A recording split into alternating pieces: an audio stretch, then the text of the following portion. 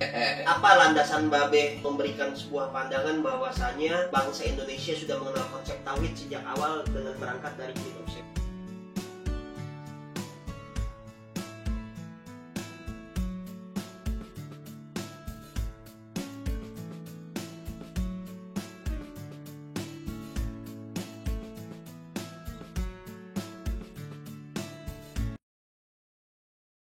Babe sepakat nggak dengan sebuah pandangan yang menyatakan kalau Indonesia itu memang terbentuk dari berbagai macam ragam budaya yang datang dari luar? Lalu di mana posisi peradaban lokal? Oh begini ya, kalau dia bicara macam-macam, berapa macam? Ya, Mesti eksak dong.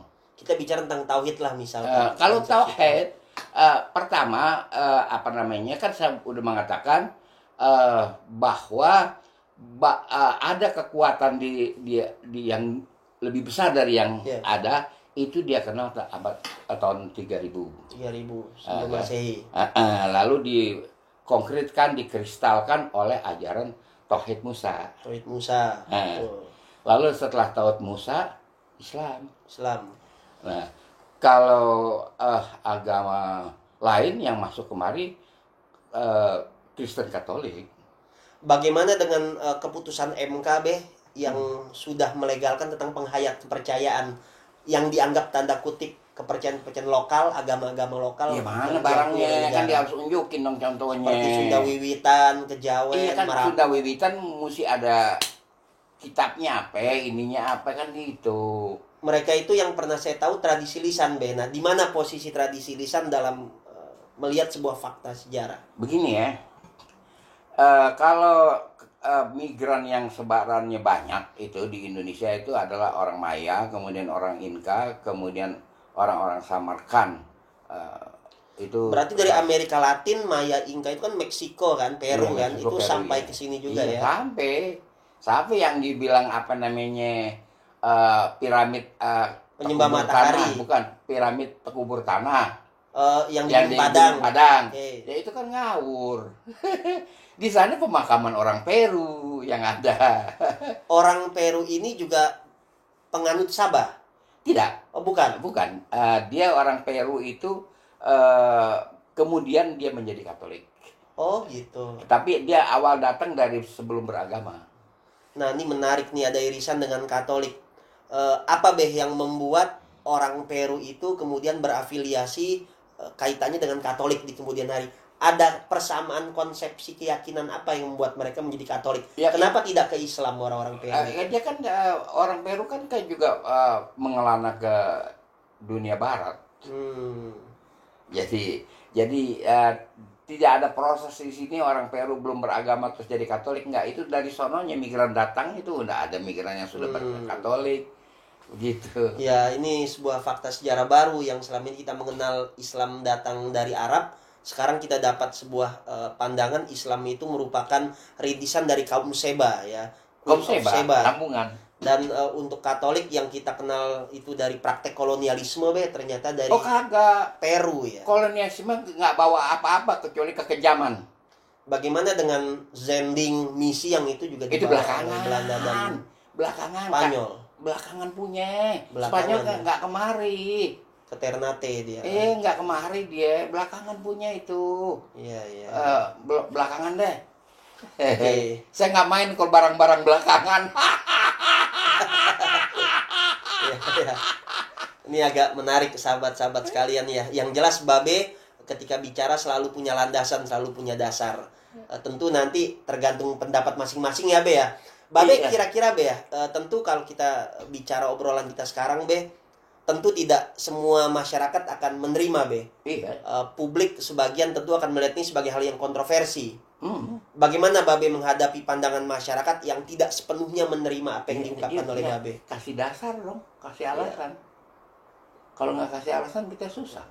Ngomong-ngomong nih Be, bicara sejarah itu kan kalau kita berbicara kaitannya dengan landasan keilmuan sejarawan ya Be ya. Kalau bangunan-bangunan arkeolog, mungkin sebagian orang juga penasaran nih, background Babe itu apa Be? Iya, banyak pertanyaan-pertanyaan seperti ini. Tapi saya memang dari awal meminatin sejarah. Tapi ketika memilih jurusan di universitas, itu saya ambil non sejarah. Babe itu dari UI kan ya, Be ya? UI. ya. Apa hukum, Be? Saya basically Fakultas Hukum dan Ilmu Pengetahuan Kemasyarakatan. Oke. Tapi minat saya tetap sama sejarah. Minat sejarah, banyak melakukan bacaan-bacaan dan juga penelitian lapangan ya, Be ya? Itu saya lakukan. Dan nulis beberapa buku ya? Iya. Jadi itu saya lakukan. Nah, balik lagi ke cerita orang Betawi tadi, ya kan, bahwa tidak ada kitab yang lebih tua yang ditulis di Indonesia kecuali oleh Laith Abu Nasr bin Ibrahim Al-Samarkandi. Enggak ada. Itu dalam bahasa Samarkand. Bahasa kita. Bahasa kita ya. Iya, sembahyang apa ya segala. Jadi itu kitab ditemukan oleh Raffles. Oke. Dia temukan kitab itu di Selamba. Orang baca Salemba. Salemba sekarang. Selamba itu orang-orang Muslim, banyak yang panggil orang Selam. Selam, ya, kaum Selam. Selam itu hunian orang Muslim. Raffles temukan di situ. Jadi kita bersyukur ya, kita punya bukti, ya kan, dengan kitab itu. Kitab itu bisa dilihat di British Library, jelas. Jadi karena itu saya mengatakan yang membantah silakan, tapi saya nggak suka dilawan sama dongeng. Nih saya lagi puasa nih, kan kagak boleh dengerin dongeng. Menarik. Nih kita tuntaskan dulu, Be, Queen of Sheba ya. Tadi Queen of Sheba itu sama, Be, dengan Ratu Bilqis. Beda. Ratu Bilqis itu adalah abad ke-7 sebelum Masehi. Beliau dikenal karena posturnya beda, tinggi besar. Ratu Bilqis kan di Yemen dia. Dia tuh tinggi besar, Ratu Bilqis. Kalau dia berjalan tuh laksana terbang. Itu terkenal di situ Ratu Bilqis. Dia tidak membawa sesuatu teologi. Ya. Nah, Be, saya ingat tulisannya Fahmi Basya, Be. Borobudur peninggalan Nabi Sulaiman. Di sana juga disebut tentang Ratu Baka, Ratu Boko, Ratu Saba. Nah, Babe melihat ada kaitan tidak antara Ratu Seba dengan tulisan begini Fahmi Basya Borobudur? Kalau relief Borobudur itu banyak yang porno, masa Nabi Sulaiman ngurusin gituan? Jangan salah. 17 tahun ke atas semua reliefnya di Borobudur. Ya kan, kalau kita seret-seret agama ke situ, waduh, apa urusannya? Ya kan? Iya. Jadi kalau kita melihat Borobudur itu dikaitkan dengan teologi tertentu atau nggak bisa, atau kebudayaan? Nggak bisa. Oke, sekarang ongkos dari mana bangunan itu dibikin? Jadi sejarah itu ada indikator yang tidak boleh ditinggalkan, yaitu ekonomi. Ya. Sekarang dari mana dia ongkos itu? Saya punya cukup saya beberapa kali meneliti. Dia punya relief itu kan yang cabul-cabul nggak dikit, ya kan. Tetapi juga di relief itu ada berita kedatangan bangsa-bangsa dari mana-mana. Bangsa Egypt, bangsa Arab, Maya, Inka, semua komplit ada di relief itu, di samping yang cabul-cabul itu. Jadi itu lebih merupakan informasi ya. Dan itu ada tempat perayaan. Saya punya bukti-bukti litografi perayaan. Nah, bangunan itu sekitar abad 11 jadinya, ya dibuatnya jadinya. Borobudur itu adalah kontur tanah bukit yang membujur. Gitu. Karena nama Borobudur juga digunakan di Cengkareng. Oh iya. Jangan salah. Digunakan juga di Cengkareng. Apa itu? Sama bukitnya membujur. Tapi sekarang udah diratain karena dia dibuat apa namanya, Rasulullah rumah apa dipanggilnya tuh, development real estate lah. Nah, jadi tapi namanya nggak hilang. Orang-orang Cengkareng masih ingat gimana Borobudur, dia akan tunjukin. Oke? Nah, jadi siapa yang membangun? Duit dari mana? Emang orang kagak dibayar ngangkutin batu? Itu dibangun oleh zona ekonomi Semarang. Zona ekonomi Semarang itu kaya. Orang-orang itu juga dermawan, pebisnis di zona ekonomi Semarang. Itu juga sampai terakhir mereka masih membiayai perang Diponegoro. Jangan salah. Dia emang dermawan, Muslim semua akhirnya. Tapi itu adalah tempat perayaan. lalu Prambanan itu tempat terbuka, itu memang untuk pertunjukan seni. Iya. Begitu. Jadi bukan merujuk kepada sebuah teologi tertentu dalam arti Hindu Buddha. Karena gini, Be. Kuil yang ada didirikan 1880 kurang lebih itu di Medan. Itu memang didirikan oleh migran asli dari India. Karena migran asli India itu 1873. Kuil di Medan tuh kuil apa? Kuil Sikh?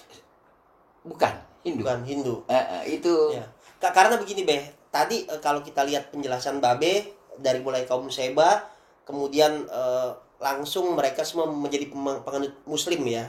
Islam. Yes. Nah, masalah begini, Be. Dalam sejarah Indonesia kita mengenal Islam itu justru lahirnya belakangan. Iya. Sebelum ada Islam itu ada tradisi Iya. Hindu Buddha yang mendahului. Nah, di mana posisi peradaban Hindu Buddha sebelum masuknya Islam? Duluan mana Islam dan Hindu Buddha sebetulnya? Saya kagak temukan tuh peradaban Hindu Buddha di sini. Kalau di kita kan mengacu kepada Kutai abad kelima kan? Oh kagak, dia udah koreksi sendiri abad 13 katanya. Ya kan? Tidak ada kerajaan berdiri sebelum ada uang beredar. Uang beredar itu dibawa oleh orang-orang Amrat, orang-orang Oman yang bawa ke sini. Iya, itu yang iya. ditemukan di Rasulullah di Aceh. Uangnya ada. Fadlizon juga mengkoleksi uang-uang dari Iya, iya. Oman. Kalau nggak ada buktinya bagaimana? Apa buktinya? Kalau buktinya itu harus ekonomi. Kalau nggak ekonomi bagaimana? Masa kita ngejampe-jampe terus jadi ibu kota? Kan nggak bisa. Ya kan? Misalnya tanah kita aur-aur gitu kan, terus jadi emas. Kan nggak bisa. Bukankah Hindu Buddha juga mereka bisa berniaga, Be? Berniaga apa? Dalam bentuk kerajaan-kerajaan maritim, Sriwijaya, Majapahit. dan Sriwijaya sebagainya. mana ada? Ada. Itu menarik ini. Jadi Babe melihat pembentukan keindonesiaan dibangun tidak melalui Hindu Buddha? Tidak, saya tidak lihat. Tidak ada buktinya. Candi-candi Jadi yang dia punya mana? Jangan salah loh. Banyak hasil-hasil juga, arkeologis yang menyatakan kebesaran Hindu Buddha di Indonesia. iya itu kan banyak narasinya kegedean dari faktanya. Teori Brahmana, teori kesatria, teori arus balik. Dari mana tuh teori harus balik? Penelitiannya Kern, Van den Bos. Karena dia meneliti apa? Dia kan ahli linguistik. Dia meneliti apaan? Jadi Itu. Babe tidak melihat sama sekali ada peninggalan Hindu Buddha di Indonesia. Saya kagak ketemu. Jadi sejak awal memang sejarah Indonesia dibangun dari peradaban Islam. Peradaban Islam dan kekuatan zona ekonomi. Zona ekonomi banyak membangun loh, jangan salah. Lalu bagaimana Be dengan pengikut-pengikut Hindu Buddha yang sebetulnya sekarang itu jejaknya bisa kita lihat, ada di Bali, ada di Oke Nusa lah, Tenggara Bali Barat. lain lagi kan. Bali nggak enak kita ngomongnya kan, itu adalah tradisi memang. Tradisi. Kan, sama dengan yang di Tengger dan sebagainya. Yes. Saya nggak membahas itu, ya kan. Tetapi kan beda dengan Hindu yang di India. Iya. Makanya saya nggak bahas, ya kan. Yang itu ini kan kita Kita dalam bicara awal mula ya, sejarah awalnya ya. nggak ada. Bahwasanya kemudian datang berbagai pengaruh itu belakangan gitu. Betul, Be. kalau yang ada yang selesai Islam dan Katolik. Belambangan itu kan kerajaan orang-orang Katolik. Belambangan. Iya, Oh iya. itu. Di sini juga jejaknya banyak. Parigi itu kan artinya Katolik. Parigi. Dan ajaran Nasrani, Katolik, Protestan itu juga bagian dari tauhid, Be. Dan dia ada Gua Maria di Cipari. Pak Ari di Kuningan ya. Iya, jangan Bogor, salah ya. kita. Jadi itu Islam terus Katolik gitu. Yang agama lain-lain saya nggak tahu, dia nggak jelaskan sejarahnya. Iya, karena tadi mereka mendasarkan dari sumber-sumber lisan, Be. Kalau sumber-sumber lisan, saya kagak tahu ya. Saya susah kalau kagak ada fakta-fakta, bukti-bukti. Karena sejarah itu adalah logika. Kalau tidak logis bukan sejarah, itu aja. Iya, oke. Itu bakal kita siskamling asik. Sejarah.